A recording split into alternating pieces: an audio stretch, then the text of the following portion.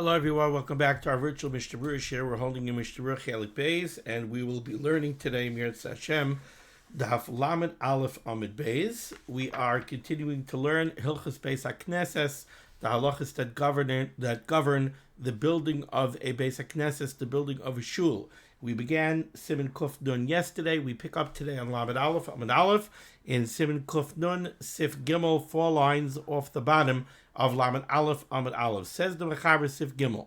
We learned yesterday that when you build a shul, the Mechaber told us in the very beginning of Sif Beis, he said that we're supposed to build the Beis HaKnesses at the highest point of the city, and that the shul is supposed to be taller than all of the other residential buildings in the city, in the town.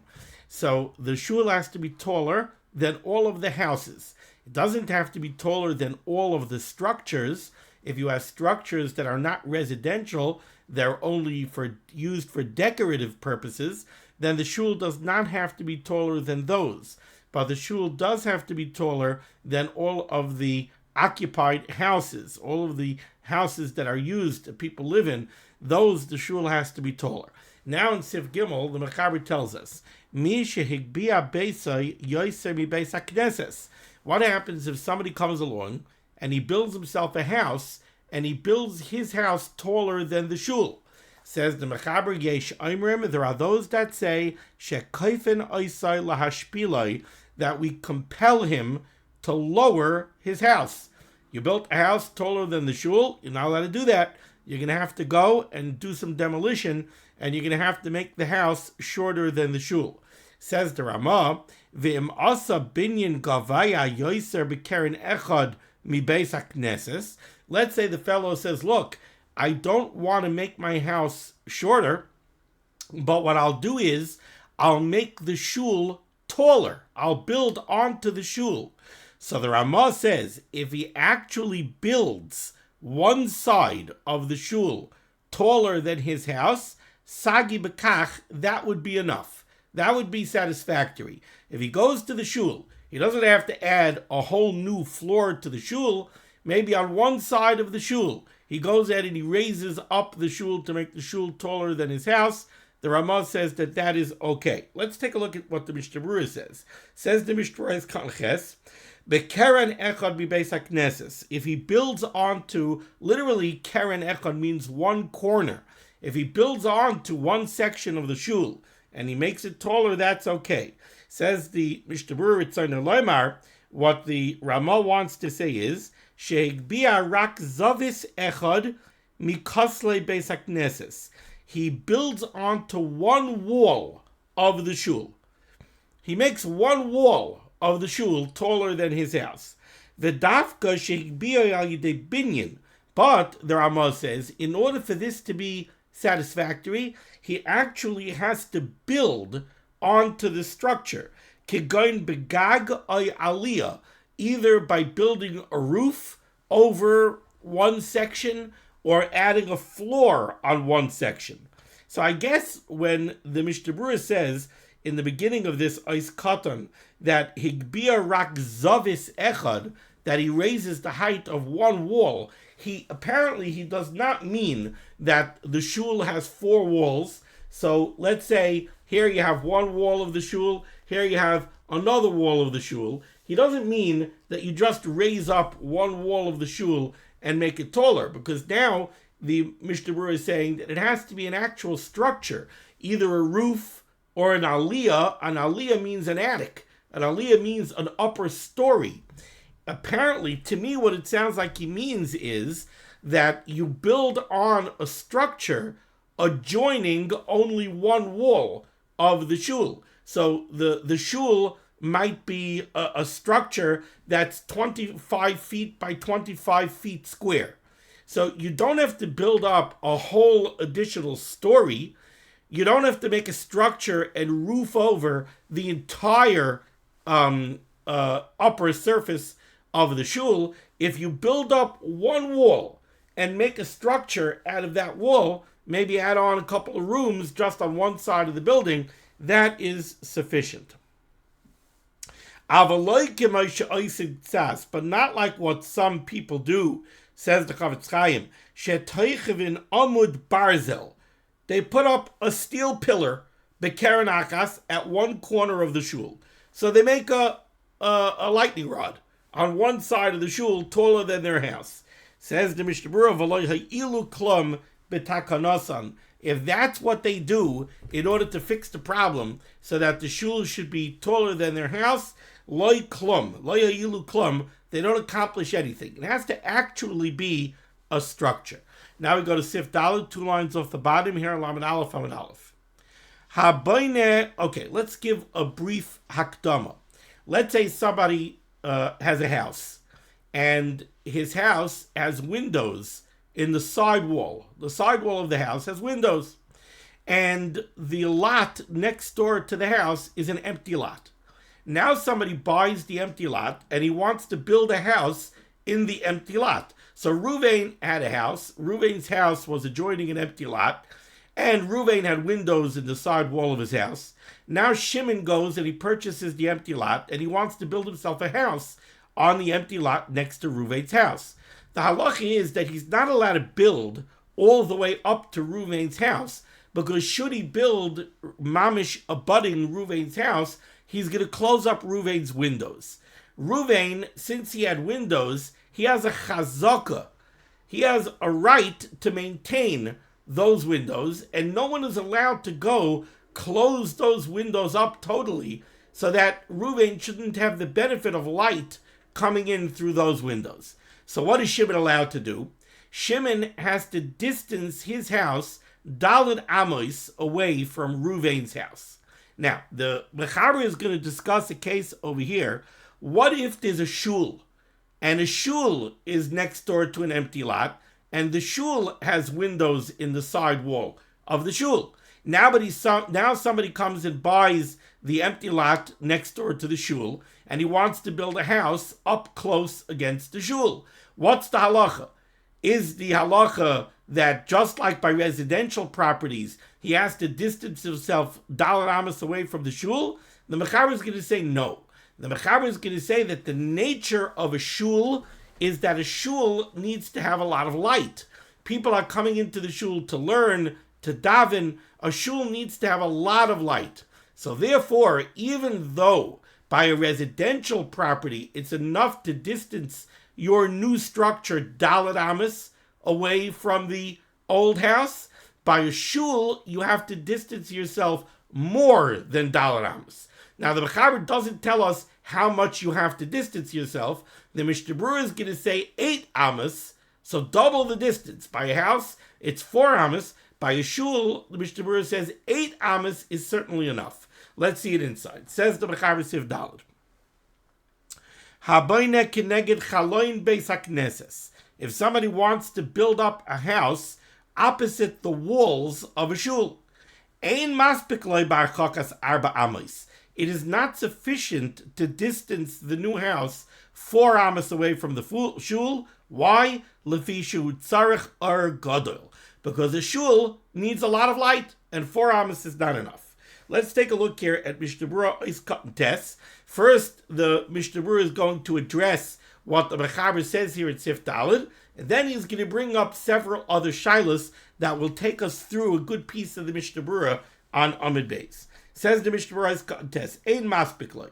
Ritzayna loymar. What the Mechaber wants to say is,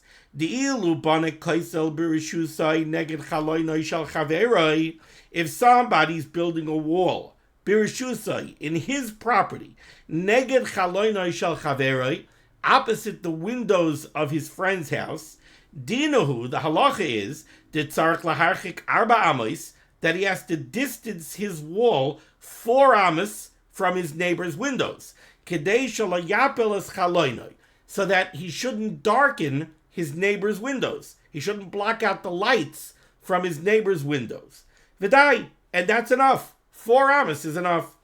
Avol bebeis hakneses tzarich ar gadol, but by a shul, where a shul requires a lot of light, mahani hacheskas chaloinoi sheyesh lehem mikvar, the rights that the shul has, the chazaka that the shul has over its windows, the kehillah has a chazaka that the shul has windows that let in light.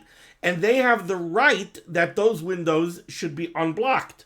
Says the Mishnah Berurah, Mahani acheskas chaloinoi sheyesh lehem mikvar, the chazaka that the kehillah has on the rights for their windows helps sheyi etzarich laharchik yoser, that somebody who wants to build up a wall opposite the shul's windows has to distance the wall more than 4 amos. V'lo yisbar kama yoser, but the Mechaber doesn't say how much more. V'al kol panim b'shmeina amos vaday sagi. The Chavetz Chaim says 8 amos would certainly be enough. V'ayin b'shari tshuva b'shem Noida b'Yehuda. Now says the Chavetz Chaim, if you take a look at the Shari Tshuva, who says in the name of the Noida b'Yehuda, V'ayin b'Pri Megadim, and also take a look at the Pri Megadim, Shemistapik, where they have a doubt, they have a question, Le'inyan Azara, when it comes to the lobby of the shul, the Ezras Nashim, or the Ezras Nashim of the shul. Let's say the shul has windows overlooking an adjoining property, and again, somebody wants to build a wall opposite those windows on the adjoining property, but now the windows don't go into the shul proper. The windows go into the lobby of the shul, or the windows go into the Ezras Nashim of the shul. Does the same halacha apply? Do we say that the lobby of the shul is tzarich or gadol, requires a lot of light, and therefore if the neighbor wants to build up a wall, he's got to distance his wall 8 amos the same way he has to from the shul? Or maybe the lobby is different. Who says the lobby needs ar gadol? How about the Ezras Nashim? Do we say that the Ezras Nashim needs ar gadol, or maybe not? So the Shari Tshuva quotes the Noida b'Yehuda, and the Chavetz Chaim says to Pri Megadim, they have a question.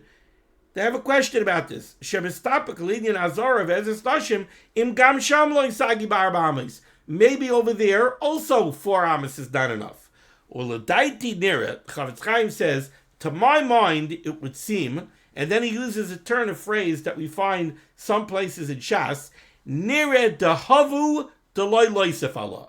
The Chavetz Chaim says, it seems to me that this is a case of havu, where we find that Chazal said something, or that the Paiskim said something, deloy loisef Allah, but we have no right to add on to it. So we see here in the Mechaber that there's a halacha. The Mechaber says Beis HaKnesses. The Mechaber says you want to build up a wall that's going to be opposite the windows of the shul. 4 amos is not enough. Now you want to extend it to the lobby, to the Ezras Nashim. Havu deloy loisef Allah. This is something that we were given. This is a halacha that we were given, but we have no right to add on to that halacha and extend it to the lobby and to the shul as well. I would say another way of saying this is the old rule of Ein lecha bay ela chidushay. We only know the chiddush that we were given. The chiddush that we were given is that by a shul 4 amos is not enough. And we understand the shul needs an ar gadol. We weren't told that that applies to something like the lobby or the Ezras Nashim of the shul. And the Chavetz Chaim says one of the reasons he's saying this is the balav hachi gam ikar dina da mechaber einay bar. I am b'chedusha Rabbi Akiva Eiger. The Chavetz Chaim says if you look in Rabbi Akiva Eiger casts doubt on this entire halacha of the mechaber, that by a shul 4 amos is not enough. So the Chavetz Chaim says Rabbi Akiva Eiger questions the entire halacha. Now you want to go extend it to a lobby, the Ezras Nashim, that you can't do. Okay. Says the Mishnah Berurah now, 3 lines to the bottom here on Lamed Aleph, Amud Aleph. Kasav Ramah b'tshuva Seif Siman Lamed Beis. The Ramah writes in a tshuva at the end of Siman Lamed Beis, Chatzar Beis HaKnesses. Let's say the shul has a yard. There's empty land adjoining the shul. So the shul has a chatzar. She'ein by tashmish tzanu al rabim. Now, it's not a yard that could be used for any kind of private usage. It's not a private area. Maybe it's a yard that's right off the Rishus Harabim. So this is not a yard where the Kehillah would have any expectation that this yard has a right to privacy. It's a yard that's right along the Rishus Harabim. You don't have a privacy fence. So there never was an expectation of privacy in that yard. In that case, says the Ramah, Ein Yechaylin Limchais, the Kehillah has no right to protest liyachid against an individual shepaisech sham chaloi noisav, that opens up windows overlooking the yard. So the situation over here is like this. You have a shul. The shul maybe has an empty lot next to it. After the empty lot, on the other side of the empty lot, maybe there's a house. Now that house never had windows overlooking the yard. Now the owner of the house decides he wants to open up windows on the side of the house overlooking the yard. Now the halacha in such a case, let's say we weren't dealing with a shul. Let's say we would be dealing with two residential neighbors. Well, in that case, sometimes somebody has a yard and he has a right of privacy in his yard. For 10 years, he's been living in this house. He has a yard where no neighbors had windows overlooking the yard. The yard maybe is a backyard, so it doesn't open up onto a street, and maybe it has a fence around it. So there always was an assumption of privacy in that yard. If the neighbor wants now to go open up windows overlooking the yard, so then the other neighbor has the right to protest. And he has a right to say, no, you can't open up windows overlooking my backyard, because my backyard always had an expectation of privacy. Now you're taking away my privacy by opening up windows on the third floor of your house overlooking my yard. Now, says the Ramah, how about if we have a shul, and the shul has a yard, but the yard never had an expectation of privacy? Like the way the Mishnah Berurah describes the case. It's a chatzar beis hakneses she'ein boi tashmish tzanua l'rabim. It didn't have a private use. Why? Maybe it's abutting Rishus Harabim. It's abutting the street. It's not a backyard. It's a side yard that's mamish along the Rishus Harabim. So there never was any privacy here. So in that case, says the Ramah, Ein Yechaylin Limchais L'Yachid Shepaisech Sham Chaloi Noisav. The Kehillah cannot come and protest against a neighbor that wants to open up windows overlooking the yard, because this yard never had an expectation of privacy. And in the brackets, the Mishnah Berurah says, why? Because this is like somebody who opens up windows overlooking Rishus Harabim. The tzibur can't complain, the public can't complain and say, you have no right to open up windows overlooking the Rishus Harabim. Why? There's no privacy in Rishus Harabim. Why can't I have windows overlooking the Rishus Harabim? So too over here. This yard of the shul, since it never had an expectation of privacy, the kehillah can't complain if somebody opens up windows overlooking that yard. Aval, however, continues the Ramah, Em hakahal paischin chaloinois beis hakneses lachatzeroi, but let's say the shul wants to open up windows overlooking a personal residence's backyard. Then, yakalhu limchais biyadam. If a private citizen living next door to the shul had a yard where there was an expectation of privacy, then the shul cannot open up windows overlooking that person's yard. That person has a right to protest and say, you can't take away the privacy from my private yard. Now, there's an interesting Sharet Zion over here, as Cotton Tess, who says, V'im ein hezek harbe l'ruvein, if the private citizen is not really going to be harmed by this, then Yikani Saneim Imayim Lifnim Mishuras Hadin. The Chavetz Chaim recommends to the shul's neighbor, if it's not really bothering you, if you don't really do anything private in the backyard, so it's not really going to harm you, it's just you're standing on principle, don't stand on principle. Treat the shul, you're dealing with a Beis HaKnesses. Treat the Beis HaKnesses Lifnim Mishuras Hadin. But then he says, everything has to be, you have to take into consideration how much the individual is really being harmed. And if there's going to be a dayan involved, the dayan has to do a good job of looking at the situation and making a decision. How much is the person really being harmed, and should he be able to protest and stop the shul for what they're doing? Ad kan devarov. That's what the Ramah says. Now says the Chavetz Chaim, V'dinze, this halacha that the Ramah says, which halacha? The first halacha that the Ramah said, that the shul cannot protest if a neighbor opens a window overlooking their yard. V'dinze, this halacha, Mairi, is talking about a case, shahayachid paisech haloinoisav, where the resident next door to the shul, the individual who lives next door to the shul, is opening up windows lemakaim shehu mahalech larabim, to a place where it's not just a yard where there's no expectation of privacy. It's a yard that's really a mahalech to the rabbim. Maybe it's a yard that the tzibur walks through to get to the shul. So it's not only a yard where there never was an expectation of privacy. It's mamish a yard that the rabbim travels through. And therefore, continues the Mishnah Berurah Lamed Aleph Amud Beis, v'i efshel lehem livnois b'makam hazeh b'shum pam.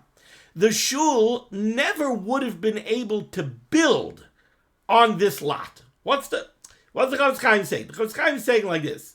The Ramah says that the kehillah, the shul, cannot protest to the neighbor next door to their yard and say, hey, you can't open windows onto our yard. And the Ramah explained why. Because this yard never had an expectation of privacy. So since this yard never had an expectation of privacy, you can't protest to the neighbor and say, hey, you can't open up windows overlooking my yard. Why not? It never had an expectation of privacy anyway. Now the Chavetz Chaim is coming and he's qualifying this. He's saying, when is that true? That's only true if this yard was never a buildable lot. Why wasn't it a buildable lot? Because it's not just a yard. Maybe this is the yard that all the paths lead to the shul.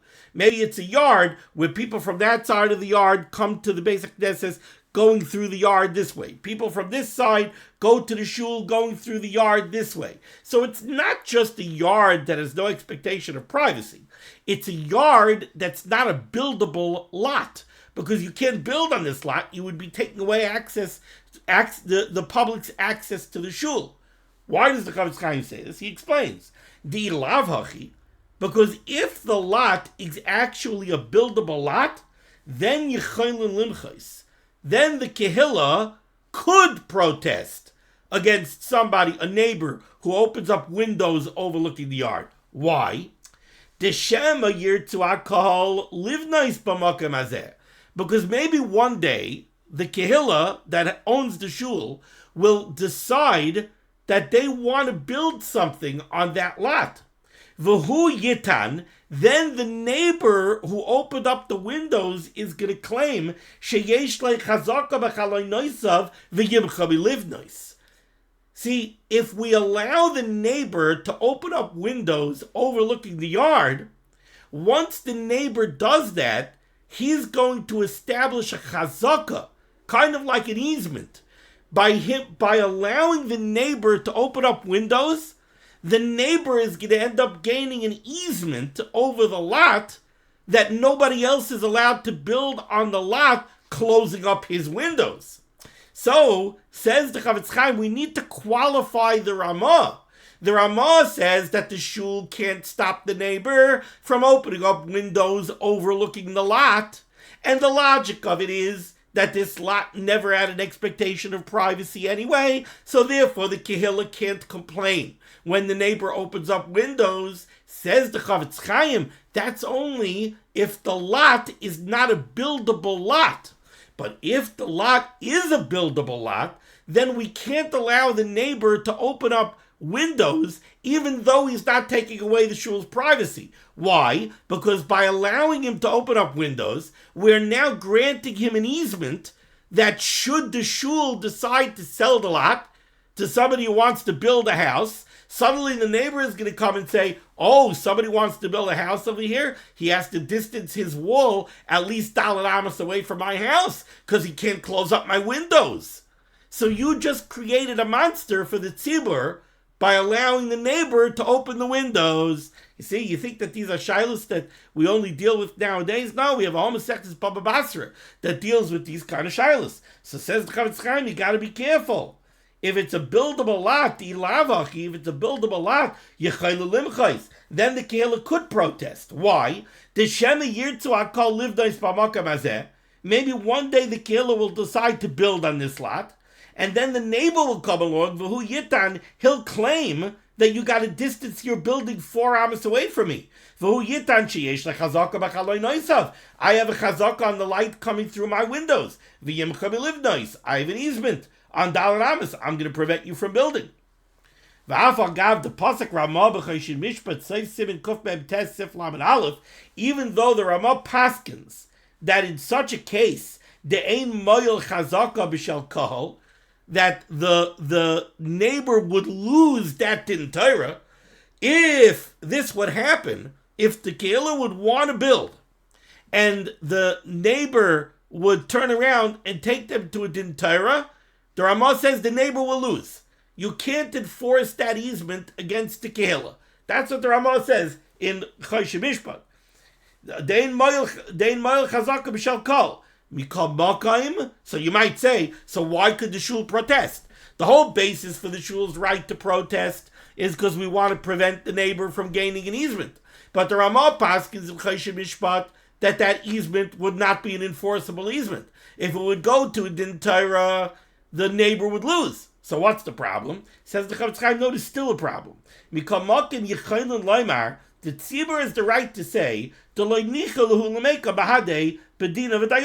we're not interested in creating a situation.